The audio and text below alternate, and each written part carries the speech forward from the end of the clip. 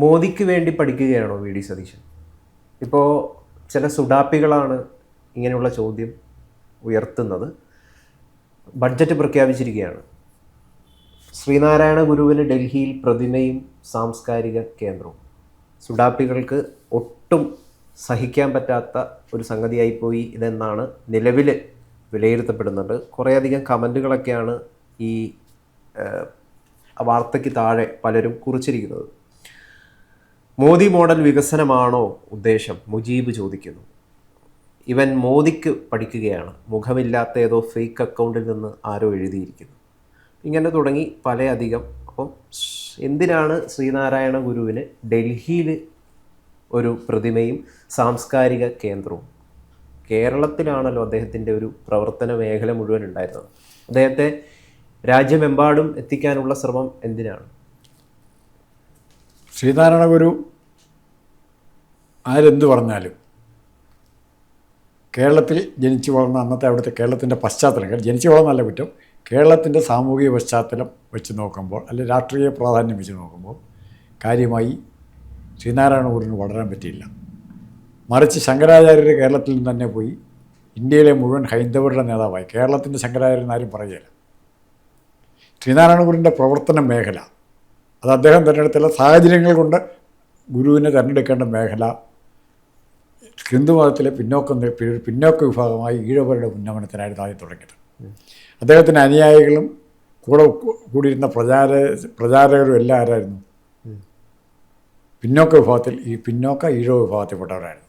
അപ്പോൾ അവരുടെ ഉന്നമനത്തിന് വേണ്ടി ശ്രമിക്കുന്ന വഴിയിൽ അദ്ദേഹം ഡെവലപ്പ് ചെയ്ത വിശ്വപ്രസിദ്ധമായ ആശയങ്ങളുണ്ട്. ബൈബിളിനേക്കാളും ഖുറാനേക്കാളും ഭഗവത്ഗീതയേക്കാളൊക്കെ മനുഷ്യസ്നേഹത്തിൻ്റെ ഏറ്റവും വ്യക്തമായ കാര്യങ്ങൾ പുറത്തു പറഞ്ഞുള്ള ശ്രീനാരായണ ഗുരുവാണ്. അതൊരു പ്രധാനപ്പെട്ട കാര്യമാണ്. ആ ശ്രീനാരായണ ഗുരുവിന് വേണ്ട രീതിയിലുള്ള അംഗീകാരം കൊടുത്തിട്ടുണ്ടോ ഇല്ലയോ? അദ്ദേഹം ആരെന്നല്ല ചോദിക്കുന്നത്. അദ്ദേഹം ഒരു കാലത്ത് കമ്മ്യൂണിസ്റ്റുകാർ പോലും ശ്രീനാരായണ ഗുരുവിനെ പുച്ഛിച്ചിട്ടുണ്ട് എന്നുള്ള യാഥാർത്ഥ്യം നമ്മൾ മനസ്സിലാക്കണം. അല്ലാതെ സിമന്റ് നാണു എന്ന് വിളിച്ചിട്ടാണ് കമ്മ്യൂണിസ്റ്റുകാർ ശ്രീനാരായണ ഗുരുവിനെ ഒരു കാലത്ത് കളിയാക്കിയത്. അപ്പോൾ അതിൻ്റെ കാരണം കമ്മ്യൂണിസ്റ്റ് പാർട്ടിയുടെ മാർക്സിയൻ ആദർശങ്ങളെക്കാൾ മനുഷ്യ സാഹോദര്യത്തിന് വില കൊടുത്ത ആശയങ്ങൾ ആർക്കുണ്ടായിരുന്നു? ശ്രീനാരായണ ഗുരുവിനുണ്ടായിരുന്നു. ലോകം കണ്ട ഏറ്റവും വലിയ സമീപകാല കഴിഞ്ഞ നൂറ്റാണ്ടുകളിലെ ഏറ്റവും പ്രധാനപ്പെട്ട സമാധാനത്തിൻ്റെ പ്രവാചകനായ മഹാത്മാഗാന്ധി ശ്രീനാരായണ ഗുരു ഇവിടെ വരികയത്, അദ്ദേഹത്തെ ഇവിടെ വന്ന് കാണുകയത്, അത് ചെറിയ കാര്യമാണോ? അപ്പോൾ ആ ഗുരുവിന് അഖിലേന്ത്യാ തലത്തിൽ പ്രാധാന്യം കൊടുക്കുക എന്നുള്ള വി ഡി സതീശൻ്റെ ആഗ്രഹത്തെ മറ്റെന്തിൻ്റെങ്കിലും വലിയ എതിർക്കുന്നത് അതിലും വലിയ തെറ്റല്ലേ? തീർച്ചയായിട്ടും. അപ്പോൾ നമ്മൾ മക്കയ്ക്ക് ഇവിടെ കാശ് കൊടുക്കുന്നു, ഈ ഗവൺമെൻറ്റിൻ്റെ കാശ് കൊടുക്കുന്നു, അതിനെ എതിർക്കാൻ വേറൊരാൾക്ക് ആവശ്യമില്ല. എന്തിനാ കാശ് കൊടുക്കും? ഇതിനിടയിൽ ഞാൻ പറയുന്ന ശ്രദ്ധിച്ചേക്ക്, മക്കയ്ക്ക് പോകാനായിട്ട് ഹജ്ജ് തീർത്ഥാടനത്തിന് സബ്സിഡി കൊടുക്കുമ്പോൾ വേറൊരാൾ, ഒരു ഹിന്ദുവിന് നാളെ നജീബ് എന്താ പറഞ്ഞ്, ദാരിദ്ര്യമുള്ള നമ്മളിത് ചെയ്യാൻ പോകണോ? അപ്പോൾ മക്കയ്ക്ക് പോകുമ്പോൾ ചെയ്യാൻ പോകണോ? സബ്സിഡി കൊടുക്കണോ വിമാനത്തിന്? ഈ ചോദ്യം ചോദിക്കാൻ BJP-കാരന് RSS-കാരന് പ്രചോദനം നൽകുന്ന ആരാ? ഈ നജീബിനെ പോലുള്ളവരാണ്. കാരണം ഇതിനിടയിൽ വി ഡി സതീശൻ ശിവഗിരിയിൽ സന്ദർശിച്ചു. അന്നേരം അദ്ദേഹം പറഞ്ഞത് ശ്രീനാരായണ ഗുരു സ്വപ്നം കണ്ടൊരു കേരളം, അതാണ് UDF-ൻ്റെയും സ്വപ്നം എന്നുള്ളതാണ്. പിന്നെ ഒരു കാര്യം പറഞ്ഞു, ശിവഗിരിയെ അന്താരാഷ്ട്ര തീർത്ഥാടന കേന്ദ്രമാക്കാൻ പറ്റും. അപ്പോഴും ഇതുപോലുള്ള സുഡാപ്പികൾ കുരുപൊട്ടിയിട്ട് രംഗത്ത് വന്നിരുന്നു. കാരണം എന്താണെന്ന് വെച്ച് കഴിഞ്ഞാൽ ശ്രീനാരായണ ഗുരു സ്വപ്നം കണ്ടത് RSS സ്വപ്നം കാണുന്നതാണോ സതീശ എന്നൊക്കെയാണ് സുഡാപ്പികളുടെ ഒരു ദുഃഖം എന്ന് പറയുന്നത്. അല്ല, അതിൽ RSS-നെ കാണുന്ന പോലെയോ RSS-ൻ്റെ നവോത്ഥാന പ്രവർത്തനങ്ങളെ കാണുന്ന പോലെ അല്ല ഗുരുവിൻ്റെ പ്രവർത്തനങ്ങളെ കാണുന്നത്. അതുപോലെ തന്നെ ഗുരുവിനെ പോലെ തന്നെ ഒരാളുണ്ട്,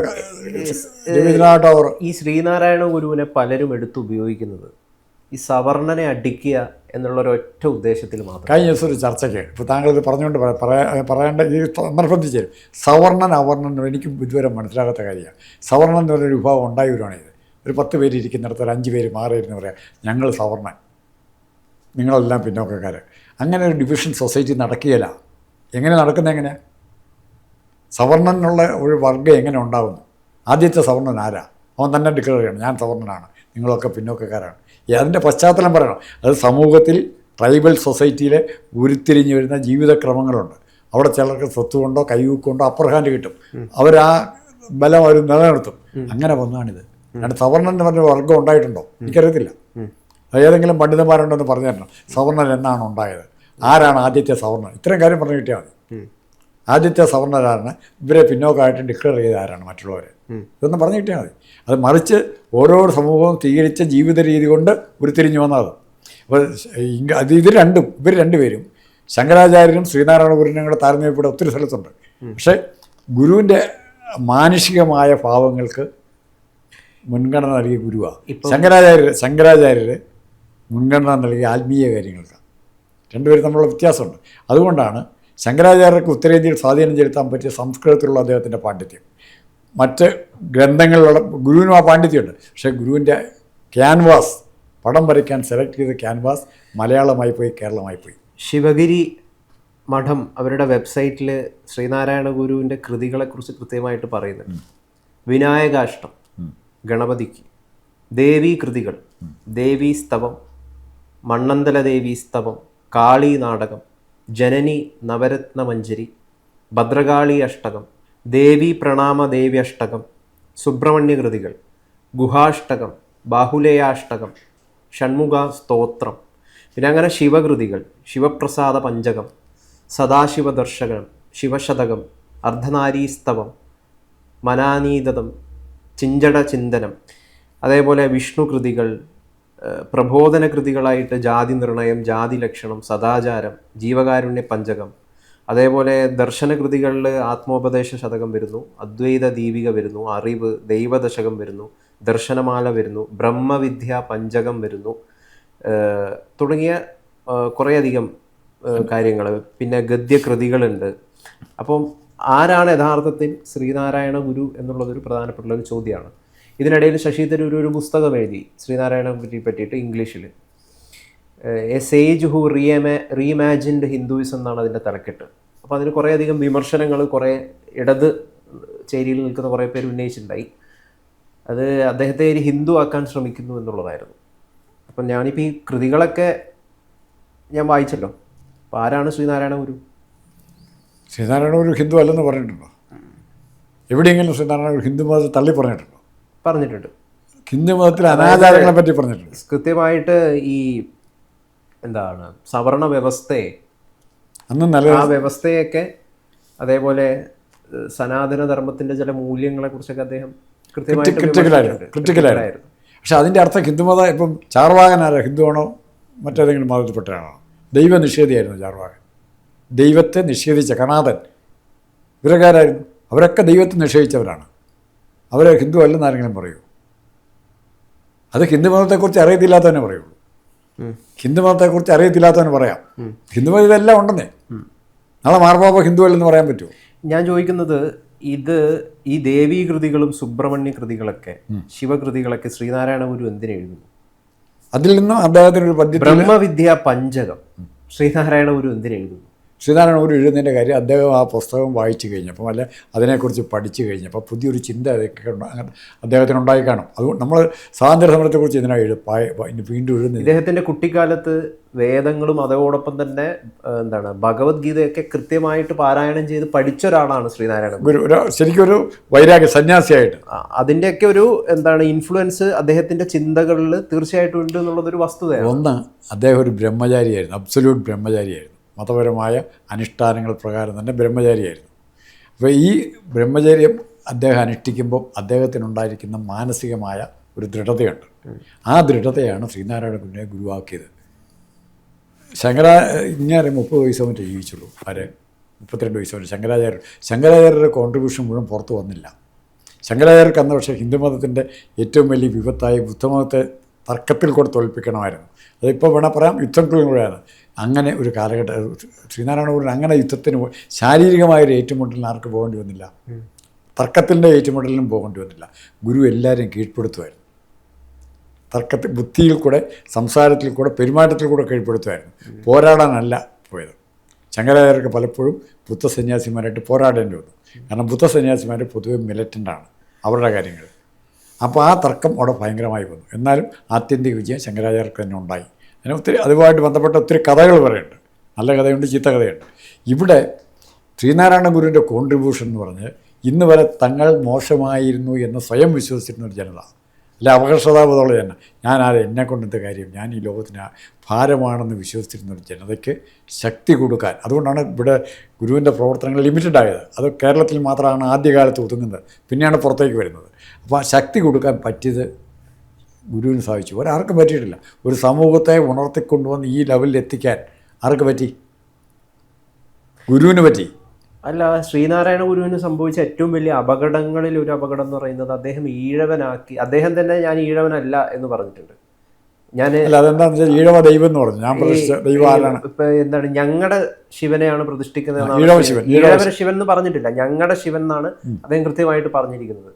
അപ്പം വേണ്ട രീതിയിൽ കേരളം തന്നെ ശ്രീനാരായണ ഗുരുവിനെ മനസ്സിലാക്കിയിട്ടുണ്ട്. അതായത് ഒരു ഈഴവന്റെ മാത്രം ഗുരുവാണ്. ഇപ്പം എന്താണ്, ജാതിപരമായിട്ട് ഉയർന്ന രീതിയിൽ നിൽക്കുന്ന പല ആളുകളും ഹിന്ദുക്കളായിക്കോട്ടെ, ഇവരൊന്നും വേണ്ട രീതിയിൽ ശ്രീനാരായണ ഗുരുവിനെ അംഗീകരിക്കുന്നില്ല. കാരണം അവരുടെയൊക്കെ ഉള്ളിൽ ഇയാളൊരു ഈഴവനാണ് കേട്ടോ, അതുകൊണ്ട് വേണ്ട രീതിയിലുള്ള പരിഗണന കൊടുക്കണ്ട എന്ന് പറഞ്ഞിട്ടുള്ള ഒരു സ്വഭാവമുണ്ട്. അതുകൊണ്ട് ഈഴവ ഭവനങ്ങളിൽ മാത്രമേ ശ്രീനാരായണ ഗുരുവിന്റെ ചിത്രമുള്ളൂ.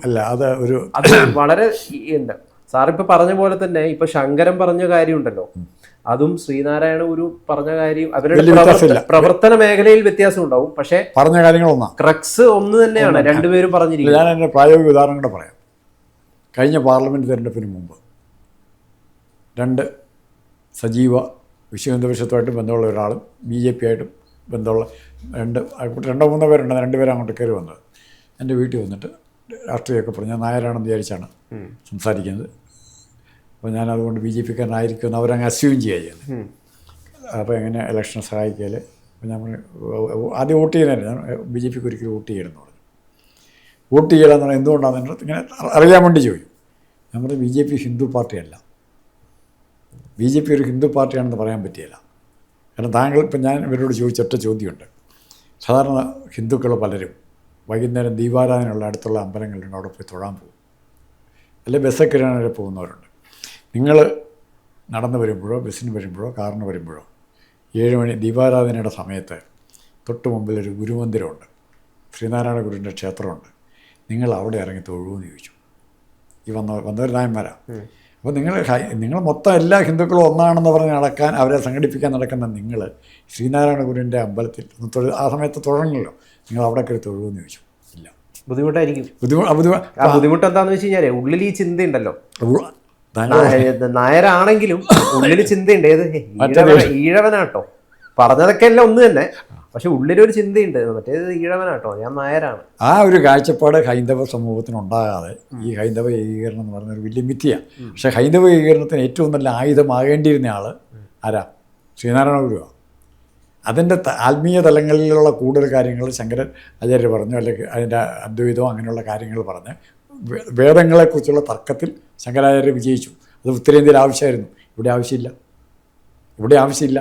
അവിടെ മൗര്യ സാമ്രാജ്യത്തിനും ഉത്തരേന്ത്യയിലെ പല സംസ്ഥാനത്തും മുസ്ലിംസുണ്ട്, ബുദ്ധന്മാർ ഭയങ്കര സ്വാധീനം ചെലുത്തി. അപ്പോൾ ബുദ്ധസന്യാസിമാരെ തോൽപ്പിക്കാൻ വേണ്ടി കൊണ്ടുപോയതാണ്. പക്ഷേ ഇന്ന് ബുദ്ധസന്യാസിമാരെയും കൂടെ ഹിന്ദുമതത്തിൻ്റെ ഭാഗമാക്കാനുള്ള ശ്രമം മറിച്ച് തുടങ്ങിയിട്ടുണ്ട്. ശ്രീനാരായണ ഗുരുവിന് അടുത്ത കാലത്തായി, പ്രത്യേകിച്ച് കഴിഞ്ഞൊരു 10 വർഷം അല്ലെങ്കിൽ 15 വർഷമായിട്ട് ഈഴവരേക്കാൾ കൂടുതൽ പ്രാധാന്യം ഇവിടുത്തെ ചില ന്യൂനപക്ഷ സമുദായങ്ങൾ കൊടുക്കുന്നുണ്ട്. കാരണം ഹൈന്ദവ സമുദായത്തിൽ ഒരു ഭിന്നത അവരാഗ്രഹിക്കുന്നു. അത് പരസ്യമായിട്ട് പറഞ്ഞുകൊണ്ട് തന്നെയാണ്. അപ്പം ഈഴവരെ ഇങ്ങനെ ആക്കിയെടുത്തത്, അല്ലെ അവരെ മോശം ജാതിക്കാരാക്കി മാറ്റി നിർത്തത് കേരളത്തിലെ അല്ലെ ഇന്ത്യയിലെ സവർണരാണ് എന്നുള്ള പ്രചരണമാണ് നടത്തുന്നത്. അപ്പോൾ ഈ സവർണ മേധാവിത്വത്തെ അടിക്കാനുള്ള വടിയായിട്ട് ആരെ ഉപയോഗിക്കും? ഈഴവരെ ഉപയോഗിക്കും. അപ്പോൾ ഈ ജാതിയെ അങ്ങനെ തന്നെ ഉപയോഗിക്കുന്നുണ്ട്. അതിനും 2-3 ഉദാഹരണങ്ങൾ പറയാം. ഈ ഈഴവരെ ഉപയോഗിച്ച് മറ്റു നായർ ഉൾപ്പെടെയുള്ള അല്ലെങ്കിൽ ബ്രാഹ്മണർ ഉൾപ്പെടെയുള്ള സമുദായത്തെ ആക്രമിക്കുക, അതുകൊണ്ട് ലാഭം ഉണ്ടാക്കാൻ പറ്റുന്ന ശ്രമം. ഞാൻ മറിച്ച് എൻ്റെ അടുത്ത് ജാതിയുടെ കാര്യം പറഞ്ഞപ്പോൾ, ഞാൻ താമസിക്കുന്ന വീടിൻ്റെ തൊട്ട് മുമ്പിൽ ഒരു പെന്തക്കോസ്തുകാരുടെ പള്ളിയുണ്ട്. അപ്പോൾ എൻ്റെ അടുത്ത് ഇങ്ങനെ വന്ന് സംസാരിച്ച് ഞാൻ അറിയാതെ ചോദിച്ചു, ജാതി എല്ലായിടത്തും ഉണ്ട്, അതനുസരിച്ച് ജീവിക്കണം എന്ന് പറയുമ്പോഴാണ് പ്രശ്നം. ഈ പള്ളിയിൽ ഒരു വെളുത്ത തൊലിയുള്ള ആളെ പോയി കണ്ടിട്ടില്ലേ?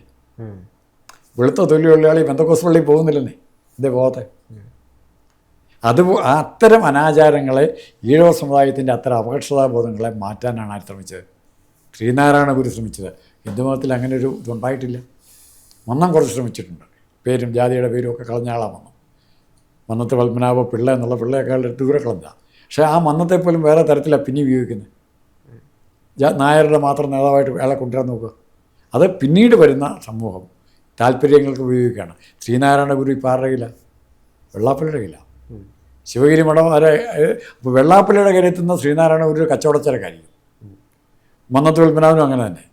അപ്പോൾ മുസ്ലിംസിൻ്റെ ആവശ്യം എന്ന് പറഞ്ഞാൽ ഹൈന്ദവ സമുദായത്തിൽ ഭിന്നിപ്പ് ഉണ്ടാക്കുക എന്നുള്ളവരുടെ ആവശ്യമാണ്, മൗലികമായ ആവശ്യമാണ്. അവരതിനെ എതിർക്കുന്നു. അത് ഈ നജീബ് എന്തുകൊണ്ടാണ് എതിർക്കുന്നതെന്ന് അറിയത്തില്ല. ഇവിടെ മതേതരമായ രാജ്യമായിട്ട് നിലനിൽക്കാൻ ഇവിടെ പറ്റുന്നത് അല്ല. അതെന്ന് വെച്ച് കഴിഞ്ഞാൽ ഇപ്പോൾ ബഡ്ജറ്റിൽ വാര്യംകുന്നത്തിന് പ്രതിമയൊന്നുമില്ല. വാര്യംകുന്നത്തിന് കൂടി ബഡ്ജറ്റിലൊരു പ്രതിമ വേണ്ടതായിരുന്നു ശരി. അല്ല, വാര്യംകുന്നം എന്ത് നടത്തിയെന്ന് എന്ത് സംഭവം ഉണ്ടായി? അല്ല, വാര്യംകുന്നത്ത് മലബാറിലൊക്കെ വലിയ വിപ്ലവമൊക്കെ നയിച്ച ആളല്ലേ, പോരാട്ടം നയിക്കാൻ. ടിപ്പു സുൽത്താൻ വരുന്നതിന് മുമ്പ് മലബാറിൽ എന്തുമാത്രം ഇസ്ലാം ഉണ്ടായിരുന്നു, മുസ്ലിങ്ങളുണ്ടായിരുന്നു. ടിപ്പു വന്ന് എന്തിനാ വന്നപ്പോൾ? ടിപ്പു ഇവിടെ വന്ന് യുദ്ധം ചെയ്ത് ബ്രിട്ടീഷ് തോൽപ്പിക്കാനാണോ? ഇവർ പറയുന്ന ബ്രിട്ടീഷുകാർക്കെതിരായിട്ട് അവിടെ പോരാടി, അവിടെ ബ്രിട്ടീഷുകാരുടെ യുദ്ധം അവിടെ വന്നുകൊണ്ട്. ഇവിടെ ഇന്ത്യയിൽ വന്നിട്ട് അല്ലെ കേരളത്തിൽ വന്നിട്ട് ഹിന്ദുക്കളെ ആക്രമിച്ചതിനാ? ആലുവായിലും പെരുമ്പാവൂരിലും ഒക്കെ ആക്രമണം നടത്താൻ വന്നതിൻ്റെ കാര്യമില്ല. അവിടെ ആക്രമിക്കപ്പെട്ടതാരാ? അവർ വന്നു കഴിഞ്ഞപ്പോൾ അങ്ങനെ ചേർന്ന മുസ്ലിങ്ങൾ ഒത്തിരി പേരുണ്ട്, പേടിച്ചേർന്നവർ, ഹിന്ദുക്കളിൽ നിന്ന് അങ്ങോട്ട് മാറിയവരുണ്ട്. മതപരിവർത്തനം തന്നെയാണ് ഉദ്ദേശം. ശ്രീനാരായണ ഗുരു മതപരിവർത്തനത്തിന് വാൾ എടുത്തുകൊണ്ട് പോയിട്ടുണ്ടോ? ശ്രീനാരായണ ഗുരു നമ്മുടെ നവോത്ഥാന നായകനാണ്. കേരളത്തിന്റെ കമ്മ്യൂണിസ്റ്റുകാരൊക്കെ വരുന്നതിന് എത്രയോ കാലം മുമ്പ് കമ്മ്യൂണിസ്റ്റ് പാർട്ടിക്ക് കേരളത്തിൽ വളരാൻ പറ്റിയ ശ്രീനാരായണ ഗുരുവിന്റെ ദർശനങ്ങൾ ഇവിടെ ആഴത്തിൽ വന്നുകൊണ്ടാ, അല്ലെ കമ്മ്യൂണിസ്റ്റ് പാർട്ടി ഇവിടെ ഇല്ല. തീർച്ചയായിട്ടും നവോത്ഥാനം, കാറൽ മാർക്സിന് നവോത്ഥാനം ഉണ്ടാകുന്നതിന് മുമ്പ് ഇവിടെ നവോത്ഥാനം ഉണ്ടായിട്ടുണ്ട്. അല്ല, അപ്പം ഇദ്ദേഹത്തിന്റെ ഈ കൃതികളപ്പം തീർച്ചയായിട്ടും നമ്മുടെ കേരളത്തിലെ സിലബസുകളിൽ, പാഠ്യപദ്ധതികളിൽ ഉൾപ്പെടുത്തേണ്ടതാണ്. ശ്രീനാരായണ സ്കൂളുകളുണ്ട്, അവിടെയൊക്കെ എന്താ പഠിപ്പിക്കുന്നുണ്ടെങ്കിലും ഇതിലൊന്നുമില്ല. നമ്മുടെ സിലബസിൽ, കേരളത്തിലെ സിലബസിൽ അതിലെ പ്രശ്നമാണ് ഞാൻ പറയുന്നത്. അതിലെ പ്രശ്നം എന്താണെന്ന് വെച്ച് കഴിഞ്ഞാൽ, ഈ ലെഫ്റ്റ് ഇടത് ചിന്തകർ പലപ്പോഴും ഇദ്ദേഹത്തെ ഹിന്ദു അല്ല എന്ന് പറയുകയും, പക്ഷെ എന്തുകൊണ്ട് ഈ കൃതികൾ ഇദ്ദേഹത്തിന്, ഞാനിപ്പോൾ ഈ പല കൃതികളും പറഞ്ഞു, ഇതെന്തുകൊണ്ടാണ് കുട്ടികളെ പഠിപ്പിക്കാത്തത്? നവോത്ഥാന നായകനാണ്, മതേതരത്വത്തിന് വേണ്ടി സംസാരിച്ച ആളാണ്, എല്ലാ മതവും ഒന്നാണ് എന്ന് പറഞ്ഞ ഒരാളാണ്. അത് പഠിപ്പിക്കാത്തതിൻ്റെ അകത്ത് സാറേ, ആ കൃതികൾ പഠിപ്പിക്കാത്തതിൻ്റെ അകത്ത് ഒറ്റ കാരണമേ ഉള്ളൂ, ഇദ്ദേഹം ഹിന്ദു ആണ് എന്നുള്ള തോന്നലുകൊണ്ട് അത് പഠിപ്പിക്കാത്തത്. ഒന്നാമത്തെ കാര്യം. രണ്ടാമത്തെ കാര്യം, ഇവിടെ ഹൈന്ദവ സമുദായത്തിൽ, പ്രത്യേകിച്ച് ഈഴവ സമുദായത്തിൽ ഫോക്ലോർ ആണെങ്കിലും അല്ലെങ്കിലും ഇല്ലെങ്കിലും പാടി പുകഴ്ത്തുന്ന ഒരു സ്ത്രീയുടെ പേരാണ് ഉണ്ണിയാർച്ച. ഉണ്ണിയാർച്ച ഇവർ വനിതാ സമ്മേളനം, ഒരു വനിതാ ദിവസമായിട്ടോ അല്ലെ ഉണ്ണിയാർച്ചയുടെ ഒരു പേരിലൊരു ബ്രിഗേഡ്, ഒരു കോളേജ് ഉണ്ടാകുമോ, വനിതാ കോളേജ് ഉണ്ടാകുമോ? എന്താ ഉണ്ടാക്കാൻ ശ്രമിക്കാത്തത്? ഉണ്ണിയാർച്ചയുടെ പേര് പറയുമ്പോഴുള്ള പ്രശ്നം, ഉണ്ണിയാർച്ച ആരോട് പടവെട്ടിയാണ് അമ്പലത്തിൽ പോകാൻ വാളെടുക്കേണ്ടി വരുന്ന ആർക്കെതിരായിട്ടാണ്? അത് ചരിത്രം അറിയാമല്ലോ. അപ്പോൾ ആ ഉണ്ണിയാർച്ച ഇവർ SNDP ഞാൻ വെള്ളാപ്പള്ളിയായിട്ട് ഞങ്ങൾ രണ്ടുപേര് വേറൊരു കാര്യം ഈ വിഷയം പറഞ്ഞു. ഉണ്ണിയാർച്ചയുടെ പേര് നിങ്ങളവിടെ മലബാറിൽ ഒരു കോളേജെങ്കിലും തുടങ്ങുക, ഈഴവ വനിതകൾക്ക് വലിയ ആവേശമാകും. അത് തുടങ്ങാൻ മടി കാണിച്ചു. അത് മടി കാണിച്ചാൽ അന്ന് കച്ചവടമായി കഴിഞ്ഞപ്പോൾ പോയി. ഇപ്പോൾ പ്രശ്നം മുസ്ലിംസും ഹിന്ദുക്കളും എന്തുകൊണ്ട് സംസാരിക്കുന്നില്ല എന്ന് ചോദിച്ചാൽ, ഇപ്പോൾ ഇവർക്ക് പറയുന്നവർക്കാർക്കും അതിനകത്ത് ആത്മാർത്ഥതയില്ല. അവർക്ക് എന്ത് ലാഭം അങ്ങനെ പറയുന്നതുകൊണ്ട് കിട്ടുന്നെങ്കിൽ, ഇവർ നജീബിൻ്റെ കാര്യം പോലും അങ്ങനെ ആയിരിക്കും, കിട്ടുന്നെങ്കിൽ മാത്രം. നജീബ് ലീഗ് വിരുദ്ധ മുസ്ലിം ആയിരിക്കും, SDP ആയിരിക്കും. അവർക്ക് ലാഭം കിട്ടണ ലീഗ് തകരണം, മുസ്ലിം ലീഗ് ഭിന്നത ഉണ്ടാകണം, അതുപോലെ തന്നെ ഹൈന്ദവ സമുദായത്തിലുണ്ടാകണം. അതാണ് അയാളുടെ ആഗ്രഹം. ഇപ്പോൾ പരസ്പരം തമ്മിൽ തല്ലിക്കുന്ന, അല്ലെ കച്ചവട ലാഭങ്ങൾ ഉണ്ടാക്കാൻ ശ്രമിക്കുന്ന സമൂഹങ്ങൾ ഒരിക്കലും രാജ്യത്തിന് പൊതുവായ നന്മയായിരിക്കില്ല, തമ്മിൽ തല്ലായിരിക്കും പറയും. അപ്പോൾ ശ്രീനാരായണ ഗുരുവിൻ്റെ ഒറ്റ ശ്രദ്ധിക്കും, എവിടെയെല്ലാം പോയിട്ടുണ്ടെങ്കിലും ശ്രീനാരായണ ഗുരു പക, വിദ്വേഷം, എന്നാ അതിൻ്റെ പ്രതികാരം, ഈ ഭാഷയെല്ലാം ശ്രീനാരായണ നമ്മളെ ഉപദ്രവിച്ചവരോട് പ്രതികാരം ചെയ്യണം എന്നുള്ള വാക്ക് ശ്രീനാരായണ ഗുരുവിൻ്റെ വന്നിട്ടില്ല. നമ്മളെ കൊല്ലണം എന്ന് പറഞ്ഞിട്ടില്ല. പട്ടാളം ഉണ്ടാക്കണം എന്ന് പറഞ്ഞിട്ട്, ശ്രീനാരായണ സേന ഉണ്ടാക്കണം എന്ന് പറഞ്ഞിട്ടുണ്ടോ? വെള്ളാപ്പള്ളി പറയും ചിലപ്പോൾ.